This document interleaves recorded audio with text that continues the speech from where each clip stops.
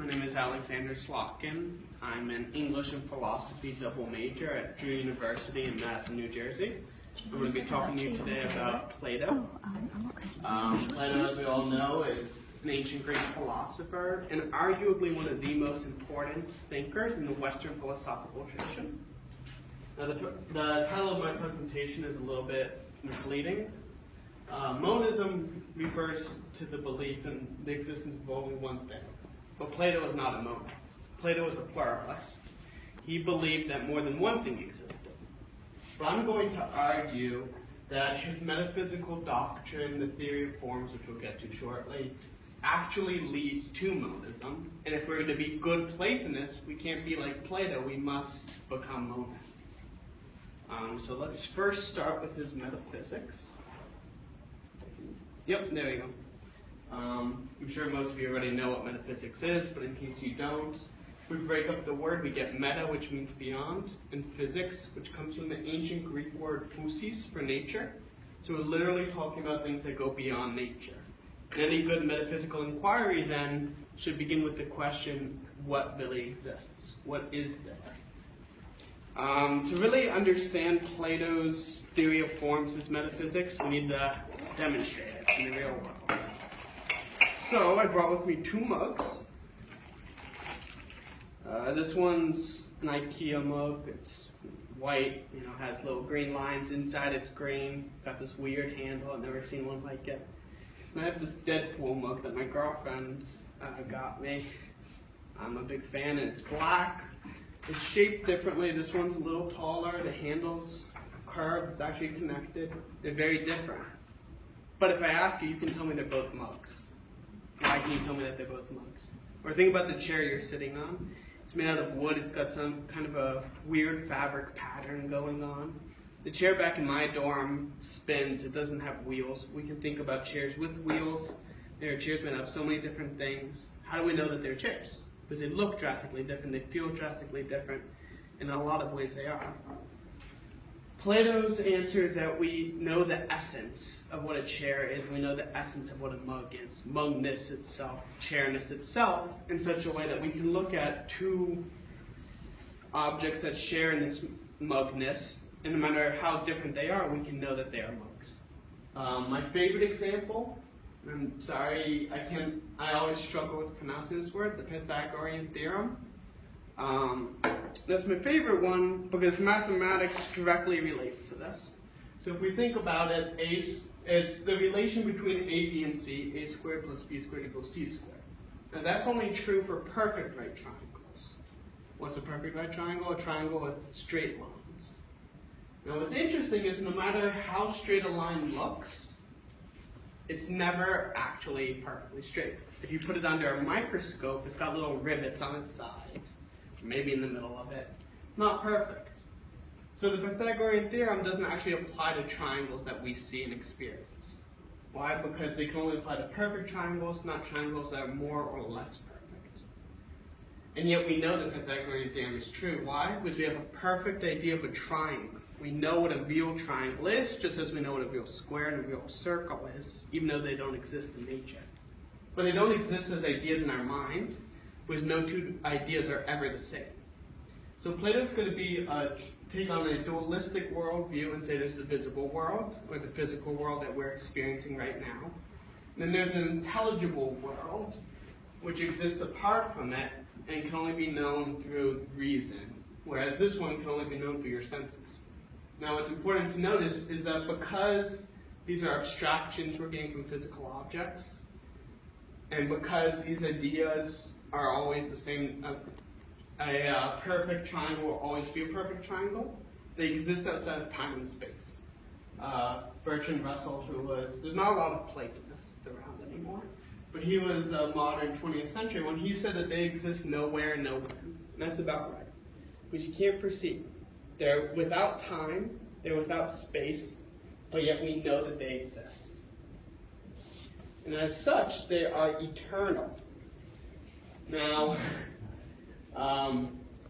physical objects are, of course, poor copies of these. Why? Because if I take this mug, I was considering doing this, but then I realized someone would have to clean it up. That I could break it. and it's no longer a mug anymore, it's a broken mug. I could take this chair and saw it down to little fine dust, and you would tell me it's wood dust. It's not actually a chair. They're changeable. The actual idea of a chairness cannot change, because then what's a chair today could be something else tomorrow. This perfect right triangle always is the same. And so these things are copies, physical objects are copies of forms, and they depend on forms to exist. This little guy over here, he requires squirrelness to exist, otherwise he's not a squirrel. And that makes perfect sense, because squirrelness is the essence of what it means to be a squirrel. We can also think about it with the Starry Night by Vincent van Gogh. This is a great rendition of it, but it could not exist without the real Starry Night having first existed. Just as your reflection in the mirror can't exist without you. And your reflection is a less real copy of you. So now that we've discussed what actually exists for Plato, we should discuss what we can know with certainty, which is epistemology, episteme, meaning knowledge, logi, meaning study of, so study of knowledge. And for Plato, the physical world can never give us knowledge, and that includes, say, the empirical sciences. Why? Because knowledge must always be true, and physical objects are always in flux, they're always changing. You can have apples, I love apples. You can have a yellow apple, green apple, red apple, but I know if I leave it out for too long, it's going to become brown. You can't actually get some kind of a knowledge from things that are always changing. Additionally, knowledge must be true for everyone. That perfect idea of a triangle must be true for you just as it's true for me. And the senses don't give us that. How many of you guys know last year those dresses, the dress that was either white and gold, blue and black? I always thought it was blue and black, but my friend thought it was white and gold. They're different. It's different for each of us. So we can't actually get knowledge from it. Ergo, the senses only give us opinions at best. My favorite example of this is the illusory contour, which the senses can deceive us. How many of you guys see a square? All of you? There's no square there. All there is are these pies missing a piece, but your brain is deceiving it. Another fun one is, which credit card do you think is equal in area to A?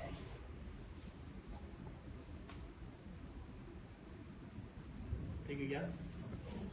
Both? You say both? Usually. Or someone wrong. Actually, it's only B. C is actually bigger. But it's really a cool phenomenon is that when we take something that's horizontal and may flip it so it's vertical, it actually appears longer. Or in some cases, it can be misconstrued to be the same as something that's bigger. And so in this case, you're saying both B and C is equal to A when it's only B. So then what is knowledge for Plato? It's knowing the forms, which are always true. They're true for everyone. They are objects of knowledge. And they can only be known through reason. So this makes Plato a rationalist. So rationalism is, of course, the epistemological theory that senses can only give us opinions at best. So biology, physics can only give us opinions. Whereas reason, such as mathematics, can give us knowledge. And so he's going to create an ontological chain of being. So this is a divided line. And this is integral to his theory of forms. So you have shadows and reflections, which is your shadow, your reflection if you look in the water. Those are dependent on objects. You, any physical object. And when we consider these, we only have opinions or beliefs. And this is what no one's been able to prove up until now, is how are objects dependent on mathematics? It was for Plato they are. And it doesn't seem too odd when we consider that physicists are trying to revert nature into math, into numbers. But when we consider mathematics, we have knowledge. Mathematics is dependent on forms to exist. Why? Because a squared plus b squared equals c squared cannot be true without the form of a perfect triangle. When we consider these things, we have knowledge. But then Plato creates a sunum bonum, his highest good. And he says that's the form of the good itself. And it's more real than anything else. The reason being because knowledge is a good thing. Forms are objects of knowledge, so they must be participating in the good. And similarly, forms cannot exist if there is no good. This is a very famous quote that Plato gives about it. He says, "What gives truth to the thing known and the power to the knower is the form of the good. Both knowledge and truth are beautiful things, but if you were to think correctly, you must think of the good as other and more beautiful than they are." So let's try to break down this quote. We can do it with an analogy of a sun. So try to think about the good as the sun. The sun shoots down sunlight and allows you to perceive the objects around you. Similarly, the good illuminates these objects. It lets us know the form of a cloud, form of a flower, and form of a bird. But just like the sun is not sight itself, the good is not these forms itself. That's what Plato wants to argue. I'm going to disagree with him. And we can think about it with a thought experiment. If the sun shoots out a beam of light, that light travels far enough away, even if the sun implodes, goes away, that sunlight still would exist. Still would live out its normal life. However, because of that ontological chain of being that we discussed over here, if the good stops to exist, all of this does. There's no existing after the good stops. Why? Because forms are dependent on good, math is dependent on forms, objects on math, reflections on objects. So literally, if the good goes, there's nothing else. And for this reason, I'm going to make the argument that there's nothing actually separate from the good. All things are derived from the good, because all things participate in goodness itself. The reason being is because forms participate in good, and then math participates in forms, etc. So whenever we're actually speaking about these things, we may interpret them as being separate, but we're really referring to the good. Now, Plato's theory requires that there be a form for everything, a form for dirt, a form for teeth, a form for gold, a form for everything. Mine only requires that we believe in the form of the good. So if we're to use Occam's razor, we should go with mine because it makes the least assumptions. Therefore, only one thing exists, and that's the form of the good. And that's why it's a monistic theory. There are two main objections against my position. The first one is, what is the good? If the good is everything, what does that mean? It's kind of really broad. If something's everything, it becomes nothing. It's meaningless. My answer to that is we're talking about what actually exists, so we have to be broad. But even if the notion of the good is too broad to exist, my position is fine. Because all I'm saying is that Plato's theory leads to this monism. I'm not saying necessarily that the good actually exists. The second objection is the objection from opposites. So how can there be evil if there's good? We don't want to say that Adolf Hitler is a good guy. Or how can there be opposite forms coming from one thing? How can there be justice and injustice?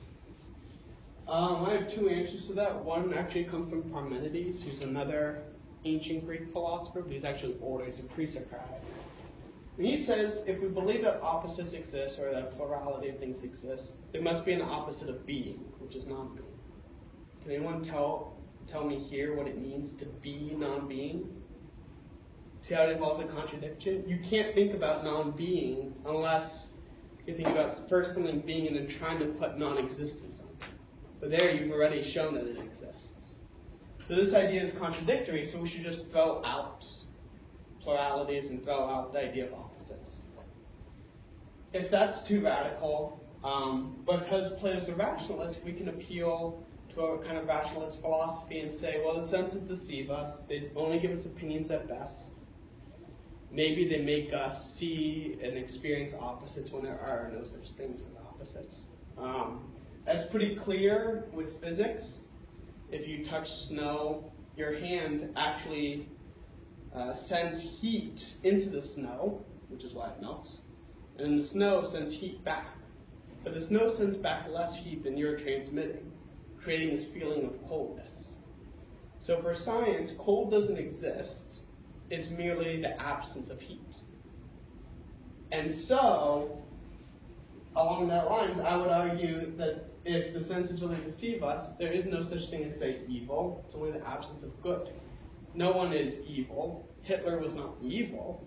He was just less good than us. And the same goes for one of these. Either justice or injustice is just the absence of the other. And so just to kind of recap, what my whole theory is that Plato didn't take his metaphysical doctrine and theory of forms far enough, and it should actually be understood as a monistic theory, which requires that we do throw out the notion of opposites. So any questions, comments, or concerns? Yeah. I was wondering if you've investigated if any later Platonists or Neoplatonists had any sort of thoughts along these lines. Because I know there are obviously many writers after Plato who adopted his ideas, but I also know not many of their works have survived in some cases. Right. This is a very modern Platonist view, and the reason being is because most Platonists today have a trouble with saying that there's an infinity of forms. How could there be a form for everything? That's kind of silly. So this solves that problem. To the best of my knowledge, there is not another argument like this, even though this goes along with it kind of stems off of previous things. But that's a good question. Yeah, I can see the logical through lines. I'm wondering if anyone had even hinted at something like that. I mean, I'd be surprised if someone hadn't. Okay. I just haven't found it yet. This kind of jumps off of that question, and I might ruffle some feathers among the people who straddle the political science philosophy line here. But with the justice and injustice question, just to go back to that slide, it seems like that approach of kind of saying, evil versus good isn't so much two diametrically opposed things, but evil would be just the absence of goodness, or injustice is just the absence of justice. And I guess my question is, one, kind of jumping off of Joel's question, why do you think that is something that hasn't been pushed more forcefully, or even something that wasn't brought up initially from Plato? And the second question being, what implications do you think that has for the rest of, without obviously you can give a whole lecture on this, but what does that have in terms of implications for the rest of Western thought, in terms of how we look at just these diametrically opposed forces? I would say that there's probably been similar arguments like this, but I'd say there have been more if Aristotle hadn't started writing. Aristotle created an argument against the theory of forms that effectively made it hard for people to be Platonists. Right. So it fell out of favor for the most part. Not a lot of people today believe in this. As far as the political, what it actually means for us, it's a very abstract notion. I would say right now it doesn't mean anything until we actually discover really what the good is. Right. Because we use good in so many different ways. We use good as good health, good politics. So I would say ultimately,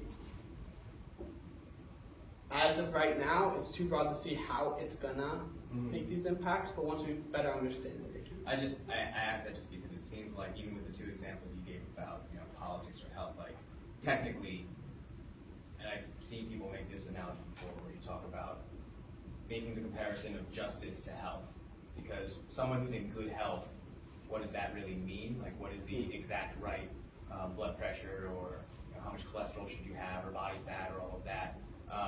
I feel like when you look at, for example, healthcare, the concerns aren't we have to get this person to that perfect level of health, but more we need to make sure that the ailments that they have are being addressed. And I think it's a similar kind of approach in terms of when you talk about justice or politics. I'm glad you brought that up, because if this is true, what we can know is that there's no such thing as, say, evil. If the good is actually goodness itself, then what we can say is prison should be rehabilitating the soul, making people get better, making them good again. do I have time for just a quick comment? I love your presentation. Oh, thank you. You're a natural born teacher, actually. So if you have thought about teaching philosophy, in the future you should. In fact, I want you to email me this so I can steal it and Oh, absolutely. Thank you so much. show my students too. It's very, very clear. Just a few things. One, there is a sense in which the good is univocal, right, in its goodness, so monistic, in its kind of emanating goodness. But there's another sense in which the goods we perceive only work by analogy to it, which is why the analogy of the sun works. So you mentioned, like, does anybody do anything with this? They do. So in medieval theology, St. Thomas Aquinas and Duns Scotus debate precisely over this point. Right. And it was actually a heresy to say that there's that goodness is univocal between you, and so the good becomes God, for medieval philosophers. So it's a heresy, it's like a sin to say, like, you are good in the same exact sense of goodness that God is ultimately good. They have to be different. So that was one point I wanted to mention. The other thing too, the gradualism and the evil, evil doesn't exist per se, you can't reify evil, it's just the shadows of art. But justice for Plato, you have to be careful in that because the good is truth, beauty, goodness, and justice kind of all rolled into one and being distinct from it. But to the comment about health, justice actually is when things are in harmony or in accord with the soul, right? And with the good, it kind of works the same way. It's like, is that goodness kind of results when, through reason, we're in harmony with that ultimate form.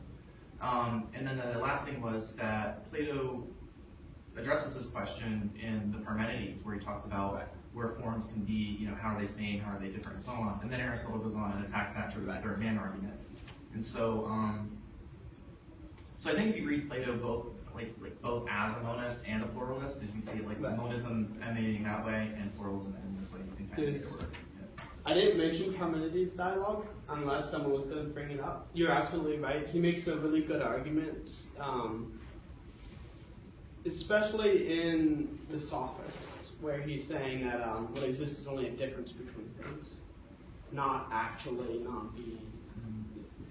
But in Parmenides, while he's able to refute most of Parmenides' arguments, he can't refute Zeno's first, which is that if there's a lot of different things, they all must be like and unlike one another. He says that's how things really are.